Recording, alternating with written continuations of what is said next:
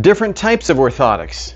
An accommodative orthotic, mainly soft foam and cushion in the heel, it's going to flatten out in the arch. Not a whole lot of support. The idea being we don't want the foot rolling in this fashion. This way we want support. A prefabricated over-the-counter orthotic that you might find online might have some cushion, may have some plastic, but very thin, inexpensive plastic, and it's going to hold you up if you don't weigh very much, but it's going to flatten out quite a bit. It might have a decent little cushion in the heel and make you feel comfortable. Maybe it's good for one pair of shoes, but certainly not enough to control motion and certainly not going to last a long time. Or if a heavier patient, definitely not going to hold you up. Here's a prefabricated orthotic that we have online and in the office, and you're going to see quite a bit more support there. Posted on the bottom, little cutout cushion here in the heel, so comfortable here, but definitely more support there. Custom orthotic, and this is my own orthotic. Again, going to hug the foot a little bit better. You can have it full length or this length right here.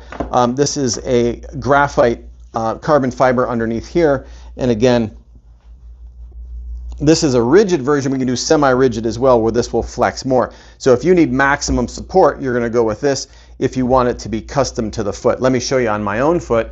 You can see when I put weight down, there's this overpronation with the knee rolling in, and we want to stop that motion. Solid, rigid. You can see my knee staying in this straight line as opposed to the rolling in position with overpronation. So again, maximum support there.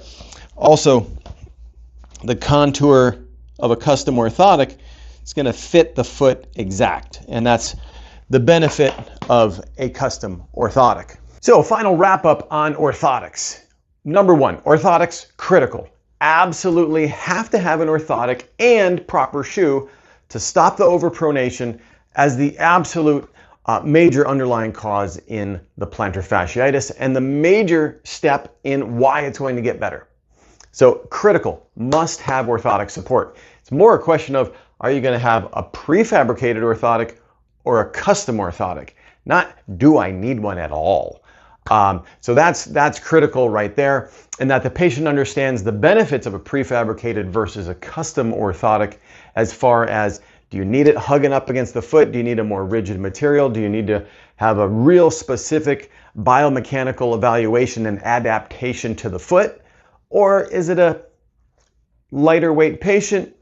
Generic type orthotic would do fine because it's not major overpronation. They just need a little help in the excess pronation process. Or if someone's just not getting better and they're doing everything right, but they have a prefab orthotic, says, hey, we need to step up and get something more custom that's exact, 100% arch support, and maybe a more rigid material, because functionally that fascia and that foot need some help, and it may be the material, the thickness, the stiffness of whether it's a plastic or carbon fiber type material being stronger. But the number one thing with orthotic summary is you have to have it.